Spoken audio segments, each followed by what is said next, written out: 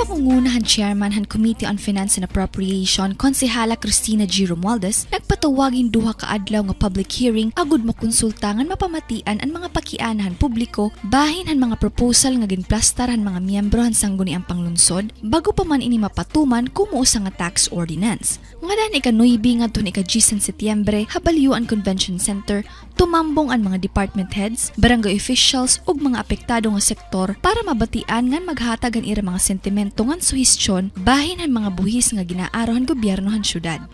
First of all, it's a requirement under the law that when it comes to raising taxes or anything that has to do with the fees, you need to have a public hearing before you can approve it in the Sanggunian. So it's also good, it's also healthy, I feel, as you have witnessed.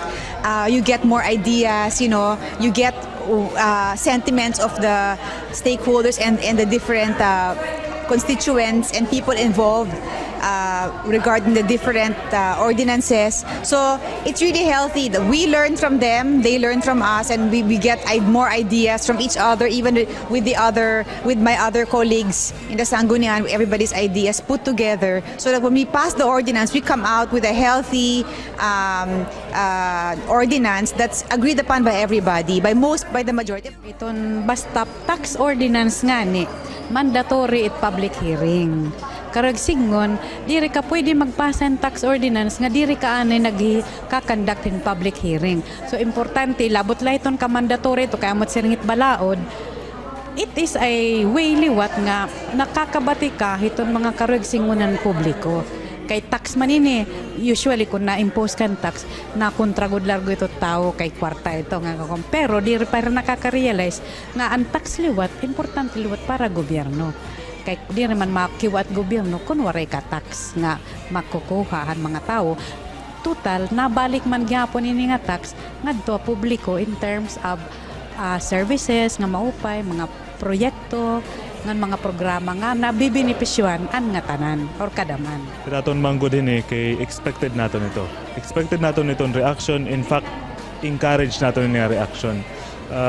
And purpose naton ito naton local government and government in general should be to work with the public in general. Kay diri kita pwede maghimo maski kami legislators. Legislation cannot be done with just the legislators. It must include the people. Okay? We want to represent the will of the people, of course, tempered with our real needs and our real situation. Usahan mga ginhuro himang rawan ang pagsukot buhis o usa ka porsyento nga ad valorem tax para ha nakatiwangwang nga tuna agud maobligar gihapon ang mga tag-iya nga gamiton ang ira mga tuna. Hereby given an annual tax on idle lands at the rate of 5%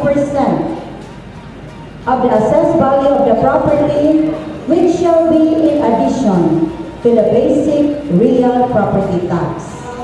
Actually, this is not, the reason is not really to generate funds for the city government of Tacloban. Because what we really need is that full utilization of their lands. Because nakakatakot naman sir yung mga idle lands na abandoned lang ng mga real property owners natin na ginagawang kampuhan ng mga bad elements. Ginkonsulta gihapon na publiko ang pagdugang han ginsusukot nga pre-marriage counseling fee nga 100 pesos nga maging 300 pesos para han mga lokal nga residente nga 2,000 pesos liwat para han mga may padis nga foreigner. Pre-marriage counseling is not required for the application of marriage license. So, what we have here is just pattern of national policy. And I'd like to go direct to section, chapter 3, section 12, on the PIC fee. So before 2003, may brita na kaihiya si Maribayan fee. Now from 2003 up to now, the fee is only 100 pesos. General na, or local, foreigner na including the mga foreigners. But now, we're making it 200 for the 200 and 2,000 for those the ordinance adopting policies and guidelines in the implementation of pre-marriage counseling in the city of Tacloban, authorizing the collection fees, therefore, and for other purposes. Dati kasi ang collection fees ng pre-marriage counseling is 100 pesos only.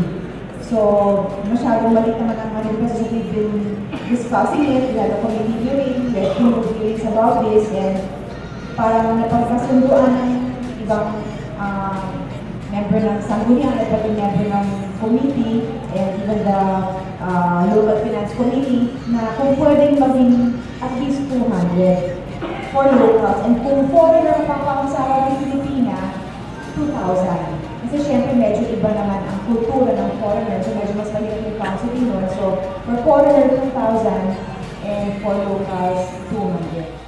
Ginorostoryahan gihapon ang proposal hin pagsukutin 0.5% nga socialized housing tax para mapondohan ang 50 milyones nga housing projects ng syudad nga ginta-target nga mahimo sa kuban 5 ka tuig. Ini para masolusyonan ang pagdamuhan maabot na 16,000 nga informal settlers sa syudad. The power of the LGU to create its own sources of revenue and to levy taxes and charges consistent to the public policies. The state shall grant that each of its citizens may be provided with an affordable and decent shelter without prejudice as to a small as well as large property owners. In Section 129, the power of LGU to create its own sources and revenue and to levy taxes and charges consistent to basic policies. And Section 132, the local taxing authority. The sanggunian of the LGU may formulate an appropriate ordinance to properly execute this power. And also the local government code authorizes the local government units na magkaroon ng dagdag na pondo for housing po. Ito rin po sa Republic Act 7279, ito po yung UDHA, Urban Development and Housing Act of the Philippines. Sinasabi po that LGUs are authorized to impose 0.5% tax on the assessed value of all lands in urban areas in excess of 50,000 pesos. Yun nga, kung sa masamo, no, pag may mga awayan sa tuna. So hopefully, this would, the more housing projects that we can have, mas maupay na ang sitwasyon ng mga communities and yung ating peace and order.